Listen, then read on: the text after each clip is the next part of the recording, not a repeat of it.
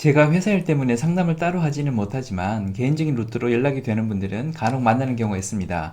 최근에 제 영상 덕택에 도움이 되어 고맙다고 연락을 해오신 분이 있었는데 마침 저희 사무실 근처라 커리어 상담까지는 아니지만 우연찮게 식사를 같이 하게 된 분이 있었습니다. 식사를 하면서 그분의 이직 과정을 듣게 되었는데요. 듣다 보니 커리어가 급성장하는 사람들은 공통되는 패턴이 있다는 것을 알게 되었습니다. 제가 예전에 알고 있던 커리어가 급성장하는 분들과 성장 패턴이 비슷했기 때문입니다. 보통의 사람들은 커리어가 점진적으로 변화하면서 성장합니다. 본인 분야에 대한 전문성, 도메인 날리지, 직급에서 오는 조직 관리 역량, 커뮤니케이션 스킬, 인맥 등이 영양셋인데 보통의 사람들은 이러한 영양셋이 시간이 지남에 따라 조금씩 조금씩 점진적으로 변화하는 것이죠. 그러니까 평균값이 업그레이드 되는 만큼 업무도 직급도 역량도 변하는 패턴을 보인다는 것입니다.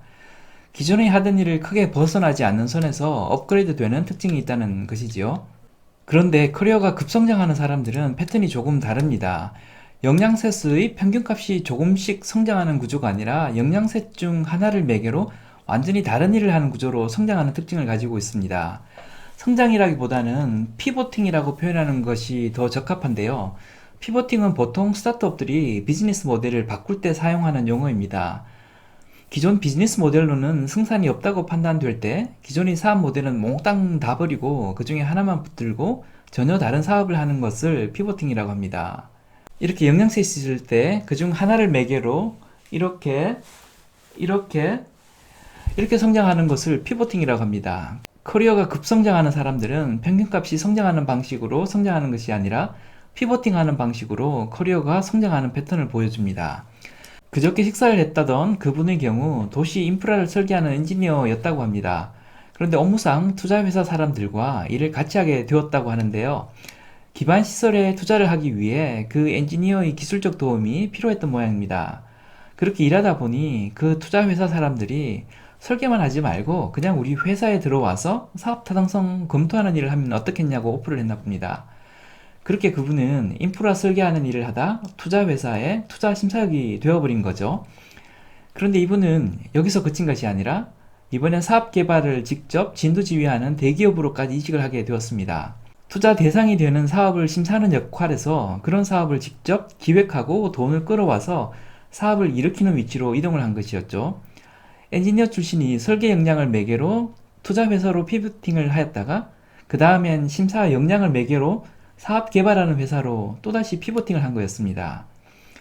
그분과 이야기를 나누다 보니 예전에 제가 알던 정말 잘 나갔던 분들의 커리어 성장 패턴과 굉장히 유사하다는 것을 알게 되었습니다.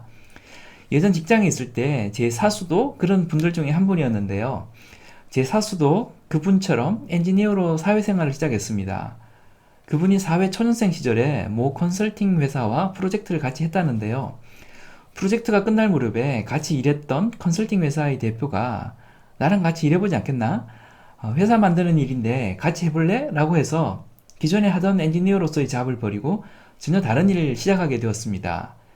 지금도 운영되고 있는 모 컨설팅 회사를 직접 설립하고 지방에 있는 모 화학 회사도 인수해 직접 운영했습니다. 그렇게 사업을 하다 감방에 갈 뻔하는 우여곡절을 겪으면서 커리어가 망가졌을 때 컨설팅 회사로 오게 되었는데 저는 그때 그분을 알게 되었습니다. 그분은 그 이후에 재기하셔서 지금은 연매출이 1조 조금 안 되는 큰 IT 회사의 대표로 재직 중에 있습니다. 그분 역시 커리어가 성장할 때 영양셋이 평균에서 조금씩 증가하는 방식이 아니라 하나의 영양셋을 매개로 피보팅을 하는 방식으로 커리어가 성장했던 경험을 가지고 계셨습니다. 사례를 두 사람만 들었지만 그 외에도 제가 아는 상당수의 고속 성장하는 사람들은 이런 패턴을 가지고 있었는데요. 그런 케이스들의 배경에는 일관된 공통점들이 있었습니다. 그건 그 사람의 능력도 능력이지만 그 사람을 신뢰하는 누군가가 배후에 있었다는 사실입니다. 아무리 특출난 능력이 있더라도 그 능력 하나로 사람이 고속 성장할 수는 없고 그 능력을 알아주는 사람이 뒤에서 밀어줄 때 고속 성장하게 된다는 것이지요. 이렇게 이야기하면 고속 성장하는 사람들은 먼 별나라 사람처럼 특출난 천재이거나 엄청 좋은 백을 안고 태어난 사람처럼 생각할 수도 있는데요. 그게 아니란 걸 설명드려야 할 것 같아서 모두가 다 아는 다른 사람의 이야기도 하나 하도록 하겠습니다. 연예인 전문 사진작가로 유명한 김중만 씨가 군대 제대 후에 주유소에서 아르바이트를 했다고 하는데요. 남들은 시간 때우고 돈만 받고 집에 갈 때 본인은 주유소에 조금이라도 보탬이 더 되려고 매출을 늘리는 아이디어도 내면서 정말 열심히 일했다고 합니다.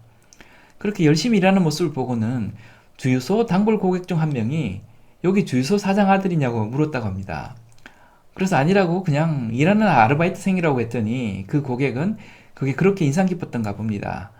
며칠 후 그 고객이 찾아와서 여기 아르바이트 비용의 3배를 줄 테니 우리 가게 와서 일하지 않겠냐고 했다고 합니다. 그래서 사진작가 김중만은 졸지에 월급을 3배 더 받고 피자 가게에서 일을 하게 되었다고 합니다.